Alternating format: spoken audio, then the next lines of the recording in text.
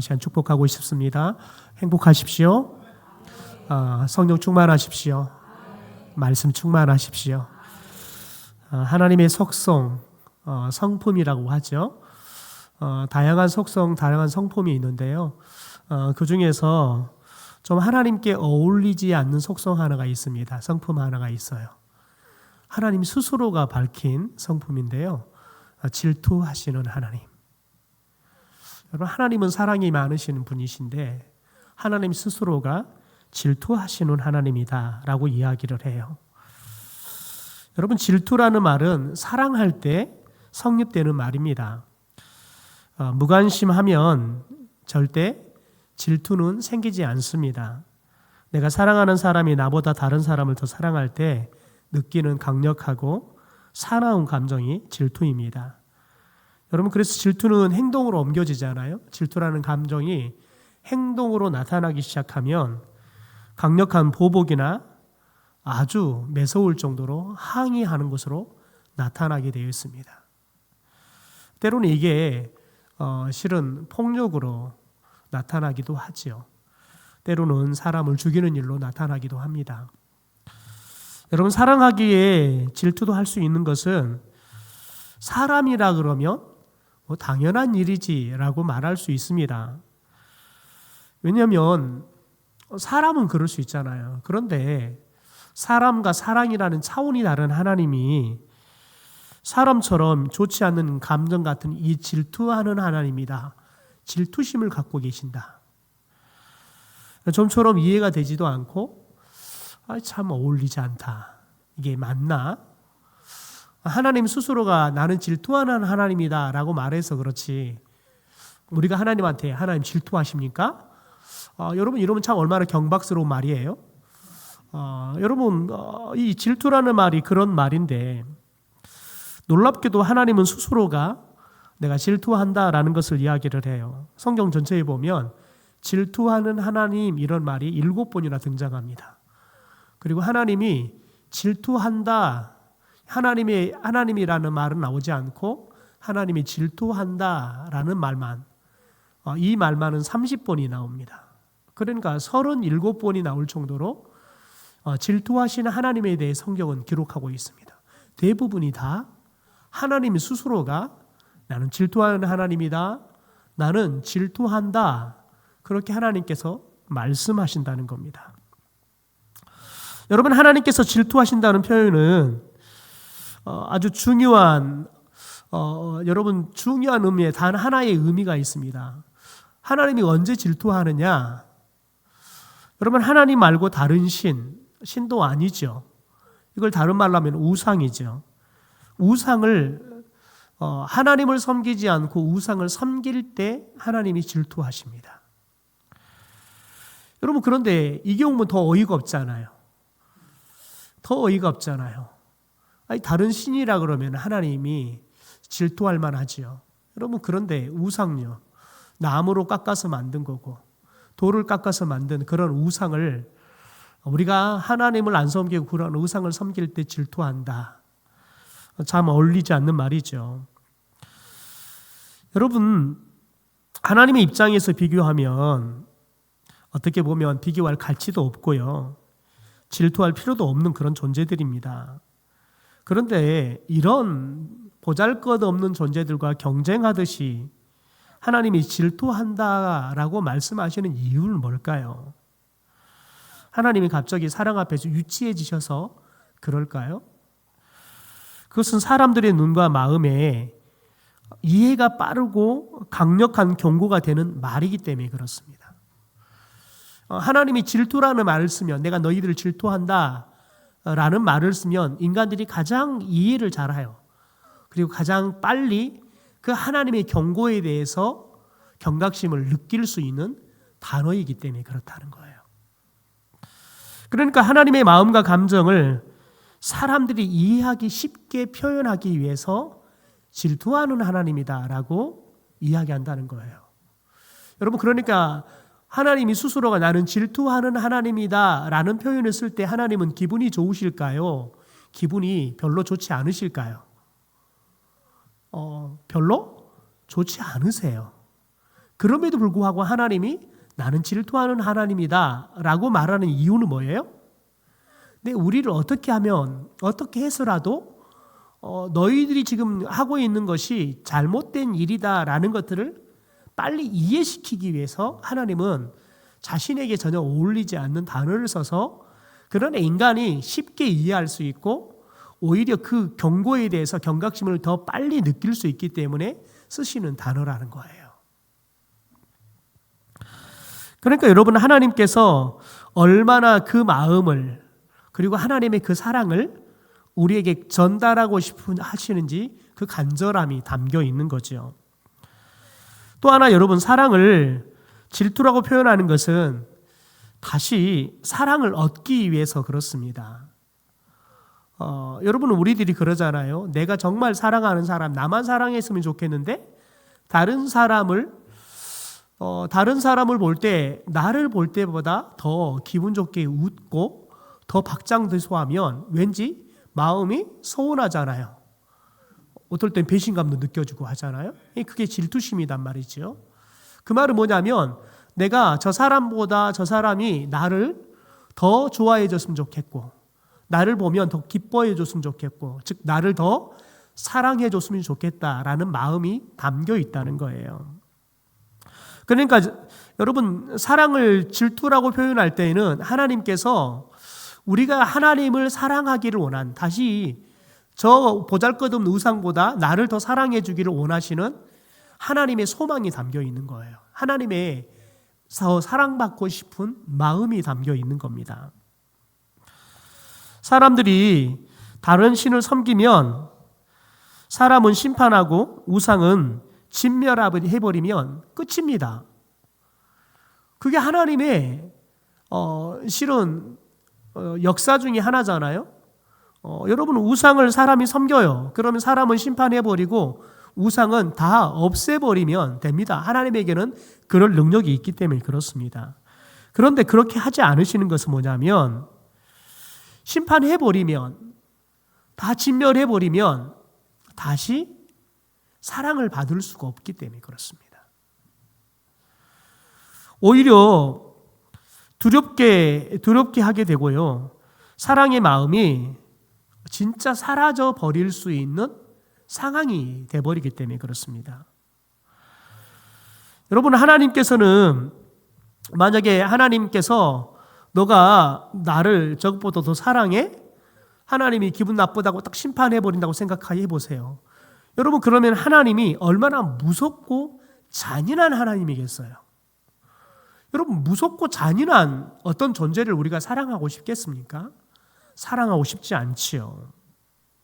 여러분, 그러면 조금이라도 남아있었던 사랑이 다 사라져버리는 거예요.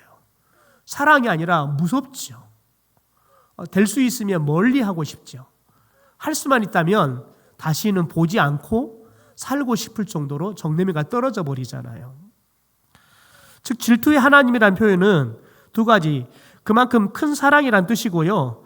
언제든지 다시 돌아오면 하나님께서는 우리의 사랑을 받아줄 마음이 있다는 그런 뜻이 담겨 있다는 거예요.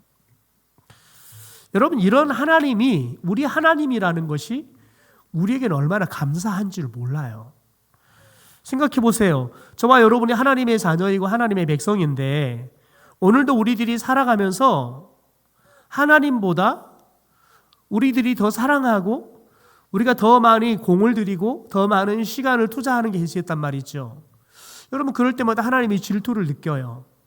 그런데 하나님이 질투를 느끼는데 그 질투심이 여러분 아주 강력한 폭력으로 나온다고 생각해 보세요. 그럴 때마다 하나님이 우리를 저주해버리고 심판해버리면 여러분, 오늘 저녁에 와서 예배 드릴 사람이 아무도 없을 겁니다. 혹시 살았다 하더라도 무서워가지고 여러분 이 예배당에 하나님 만나러 오겠습니까? 괜히 하나님 만났다가는 이제는 목숨도 그냥 달아나 버릴 것 같은데요. 여러분, 그래서 하나님께서는 심판할 수도 있고 진멸해 버릴 수도 있지만 심판하지 않고 진멸하지 않고 내가 질투한다라고 이야기하시는 겁니다. 오늘 본문 내용이 바로 이런 질투하시는 하나님의 마음을 아주 잘 표현하고 있는 이야기들입니다. 우리 20절 말씀을 한번 같이 읽어볼까요? 이 소개가 질투하시는, 하나님의 질투하는 마음이 담겨 있습니다. 같이 한번 읽죠. 시작. 너는 레바논에 올라 외치며 바산에서 내 소리를 높이며 아바림에서 외치라. 이는 너를 사랑하는 자가 다 멸망하였습니다. 여러분, 이스라엘 백성이 고난을 당할 때 너를 사랑하는 자, 너희가 나보다 더 사랑하는 나라들을 불러 도움을 청하라. 여러분, 그런 의미가 있는 거예요. 하지만 어디에도 없다는 거예요. 그들과의 사랑은 헛된 것이 되어버렸고 다 도망치거나 죽고 말았다는 겁니다. 이렇게 실체 없는 사랑으로 너희들이 나의 사랑을 배신했단 말이냐? 여러분, 이렇게 질투하는 하나님의 모습을 이 말씀 속에서 우리가 보게 되어지는 겁니다. 이스라엘 백성들은 이런 하나님의 마음을 몰랐습니다. 이렇게까지 사랑하는 하나님의 질투를 전혀 알지 못했습니다. 그런데 그렇게 된 이유가 오늘 21절에 그 이유를 하나님께서 딱 꼬집습니다. 우리 21절 말씀을 좀 볼까요? 같이 읽죠. 시작. 내가 평안할 때 내가 너에게 말하였으나 내 말이 나는 듣지 아니하리라 하였나니 내가 어려서부터 내 목소리를 청종하지 아니함이 내 습관이라. 여러분 보십시오. 하나님이 우리에게 평안할 때 우리가 평안한 삶을 살아갈 수 있도록 하나님이 우리를 축복해 주실 때 하나님이 우리에게 말씀을 해 주셨어요. 그런데 어렸을 적부터 이스라엘 백성들에게 습관 하나가 있었다는 거예요. 여러분, 그 습관이 뭡니까? 하나님의 목소리를 청종하지 않는 습관이 있었다는 거예요. 왜 그럴까요? 여러분, 어릴 적의 습관은 누가 길러줍니까? 부모가 길러주는 거예요. 부모가 아이들에게 필요한 습관들을 잘 길러줘야지 아이들이 좋은 습관을 가진 여러분 성인들로 자라갈 수 있습니다. 그러니까 이 지금 이스라엘 백성들이 어릴 적에 자신들의 부모 세대들이 그리고 조부 세대들이 하나님의 말씀을 듣지 않는 여러분 그런 좋지 못한 습관들이 있었던 거죠. 여러분, 부모가 듣지 않는데 자식이 듣겠습니까? 요즘 우리 중고등부 안에 큐티 바람이 막 불고 있어요. 한 아이가 큐티를 하고 싶다고 요청을 해서 큐티 책을 사주고 주일날 가르쳐줬는데 매일마다 큐티를 하고 선생님에게 그 큐티하는 내용들을 보내준가 봐요. 그래서 다음 주부터는 큐티 학교를 하고 아이들이 큐티하는 법을 가르치고 아이들의 큐티 운동들을 일으키려고 하는데요. 아마 중고등부로 될 것 같아요. 우리 어른들은 참 어려워요. 여러분, 이게 영적인 바람이 불어야 돼요. 사람이 아무리 일으키려고 해도 안 돼요. 그런데 하나님이 한번 싹 일으키잖아요.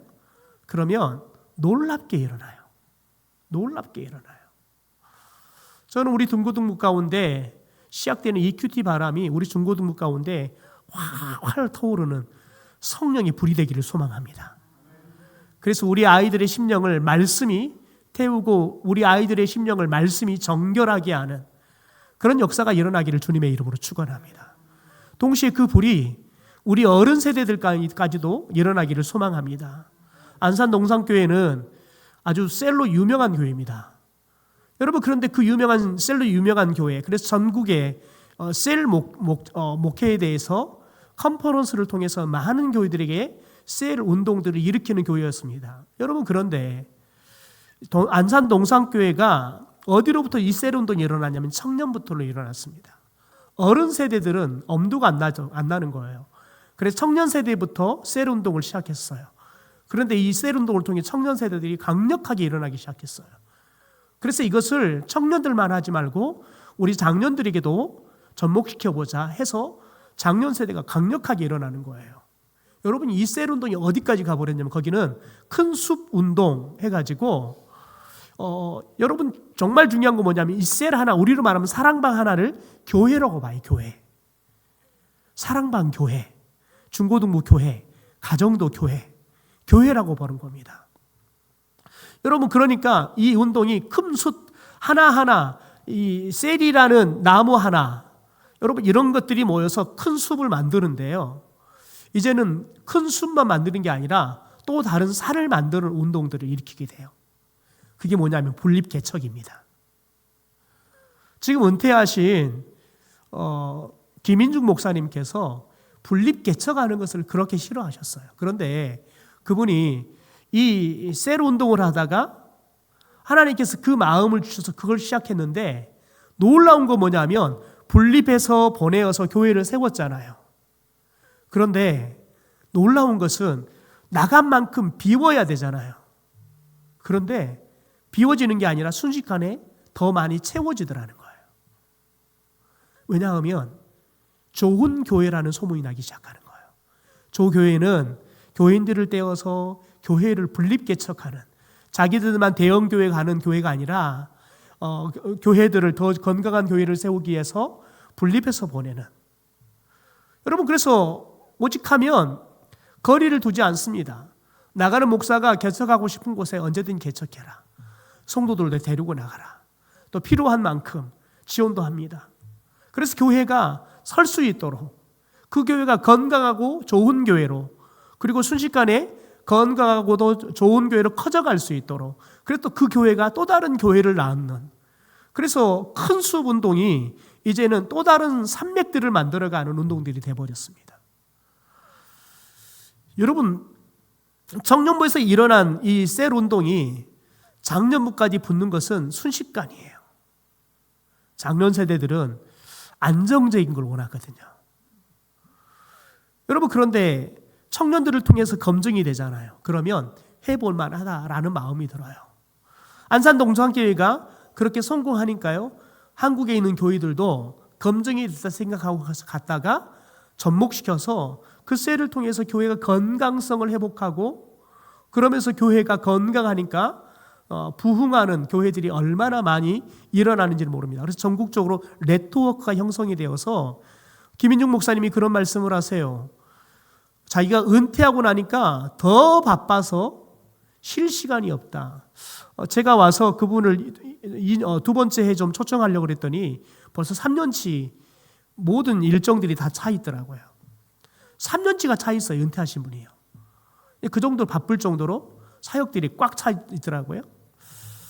여러분, 우리 중고등부 안에 일어나는 이 큐티 운동이 우리 장년 세대 가운데 여러분 일어나는 그 성령 운동이 일어나기를 주님의 이름으로 축원합니다. 왜 그렇습니까? 여러분, 큐티는 하나님의 말씀을 듣는 훈련이에요.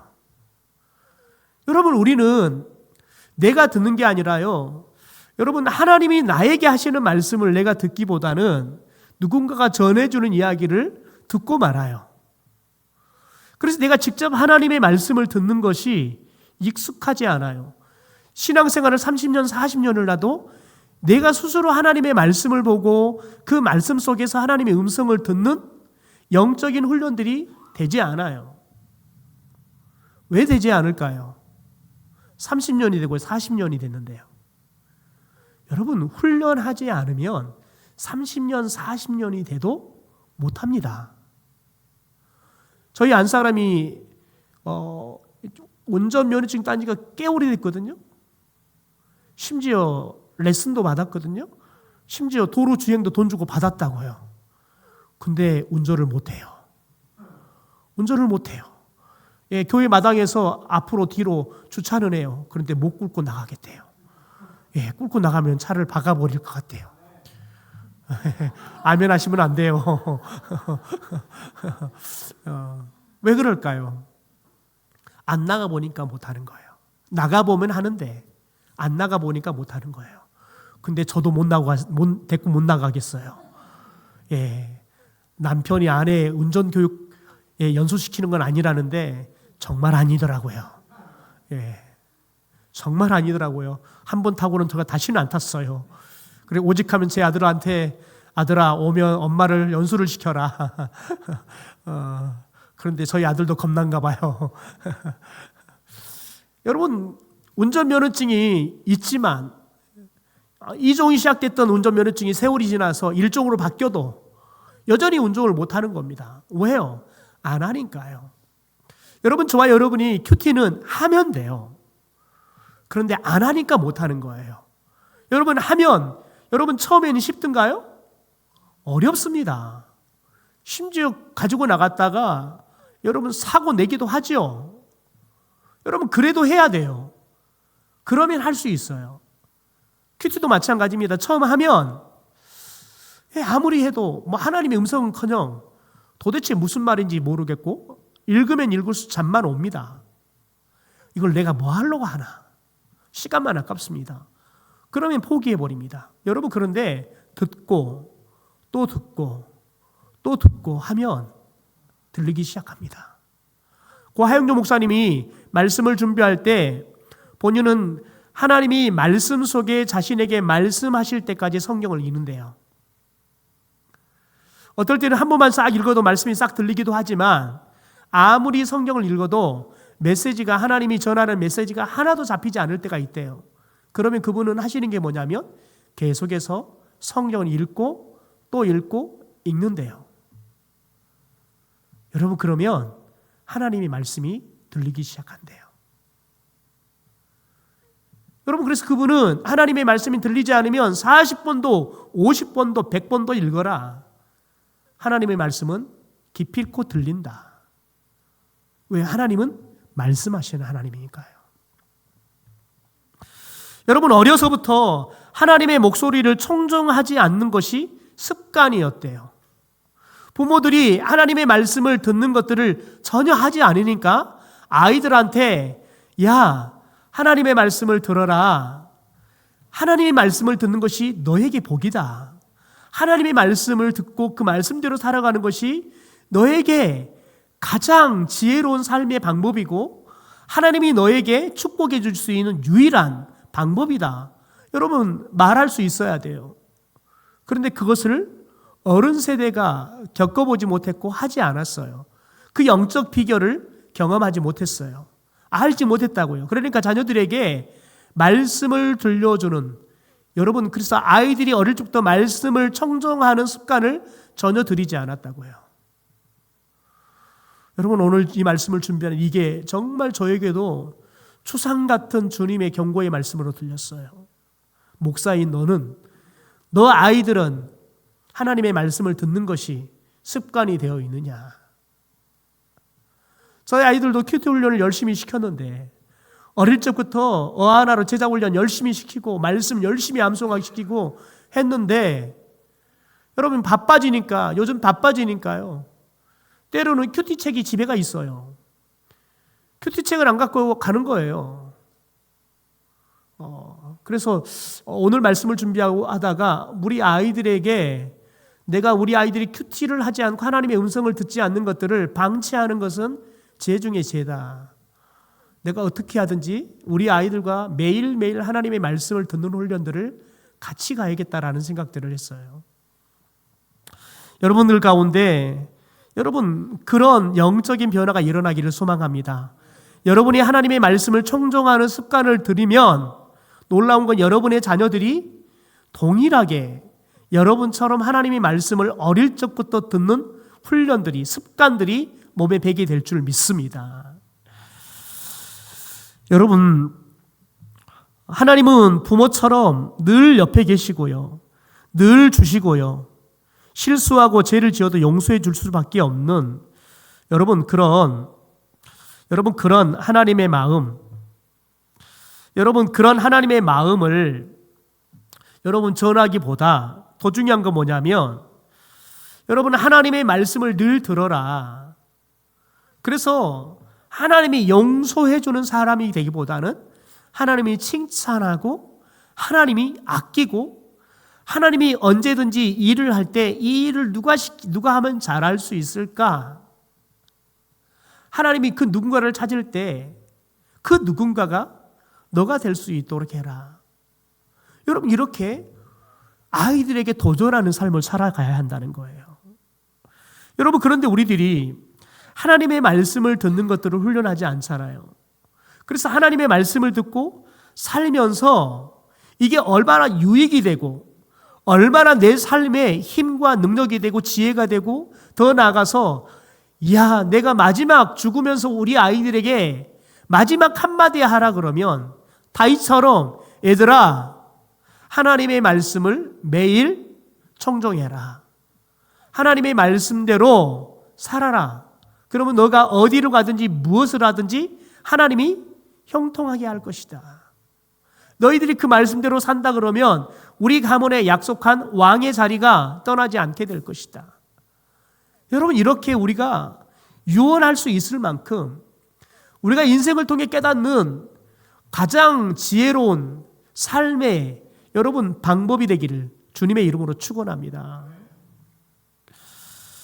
여러분, 특별히 가나안 약속의 땅을 인도하기 전부터요, 그 땅에 가면 너희가 나를 배반할 수 있다. 하나님은 경고했어요. 너희들이 그 땅에 있는 가나안 원주민들을 다 죽이지 않으면 그들이 섬기는 우상들을 너희들이 섬길 위험이 있다. 그러니까 다 없애라. 짐승이든 사람이든 어린아이든 노인이든 할 거 없이 다 없애라 경고했다고요. 여러분, 그런데 귀담아 듣지 않았습니다. 결국 심판을 받을 지경에 이르러 버린 겁니다. 특별히 여러분, 목자들, 왕들이 죽고요, 왕위도 이어가지 못하게 됩니다. 여러분, 그 대표적인 사람으로 24절부터 등장하는 고니야입니다. 고니야, 즉 여호야긴의 왕을 예로 듭니다. 여러분, 이처럼 하나님의 사랑이 끊기면 우리의 모든 것이 다 끊겨버립니다.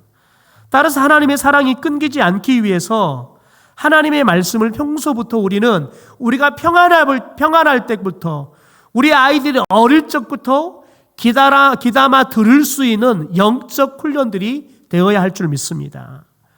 혹시 우리가 하나님의 말씀을 귀담아 듣지 않고 있다면 여러분, 왜 우리는 하나님의 말씀을 귀담아 듣지 않을까요? 여러분, 대부분 하나님을 믿고 사랑하는 분들이라는 사실을 저는 믿습니다. 또 오늘날 수요 예배까지 오신 분들은 얼마나 하나님을 잘 믿고 하나님을 사랑하시는 분들이겠습니까? 그런데 하나님의 말씀이 귀에 들리지 않는 것은 여러분, 이스라엘 백성들의 배신이 시작된 이유와 동일한 이유가 있습니다. 첫 번째는 뭐냐면 하나님이 두렵지 않을 때부터 하나님의 말씀을 청종하지 않게 되어지는 겁니다. 여러분, 하나님은 사랑의 대상이고요, 동시에 경외의 대상이에요. 두려움의 대상이란 말이에요. 하나님은 주시는 분이지만 주시지 않기도 하고요, 주셨던 것을 빼앗아 가기도 하시는 분인 것을 잊지 말아야 돼요. 때로는 말씀대로 살지 않아도 하나님의 심판과 진노가 더디 오니, 아니 사랑이 하나님이라서 늘 참고 기다려주니 이에 여러분 그냥 넘어가기 시작하는 거예요. 여러분, 뭐만 집중하는 거예요? 사랑이 하나님만 집중하는 거예요. 여러분, 너무너무 지나치게 사랑만 이야기해도요, 아이들이 방자해질 수 있어요. 방종한 삶을 살 수 있다고요. 자유는 굉장히 중요해요.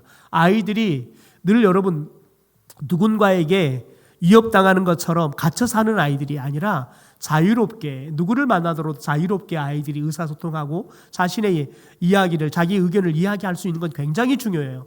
여러분, 그런데 이게 지나치잖아요. 그러면 아이들이 여러분 여러분 굉장히 방자한 아이들이 돼버린다고요.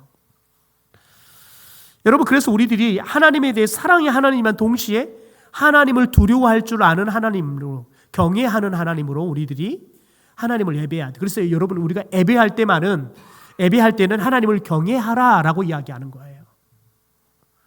왜요? 우리가 하나님을 경외할 때, 두려워하는 마음을 가질 때 하나님의 말씀을 들을 수 있어요. 여러분, 생각해 보세요.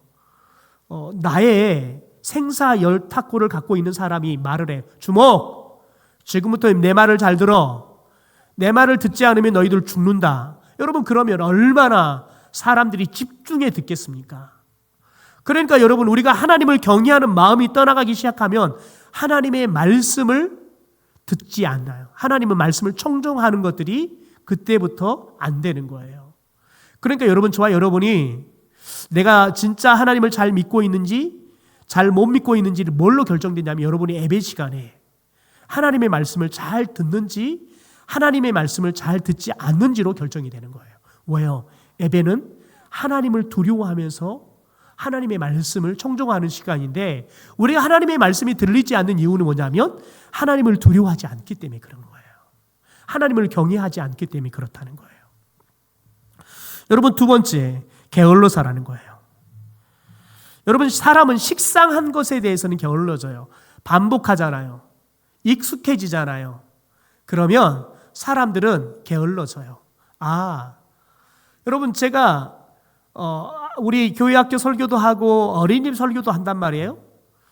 여러분, 그런데 어른 설교만큼 제가 열심히 설교 준비할까요? 아니, 게을러져요. 왜요? 익숙한 이야기들 설교하거든요. 아이들한테 설교는 간단해야 되거든요. 간단하려면 다윈 이야기, 솔로몬 이야기 이런 간단한 이야기만 해야 하거든요. 그걸 너무 익숙하거든요. 성경 안 봐도 내 머릿속에 다 있거든요. 여러분, 익숙해지잖아요. 그때부터는 게을러져요.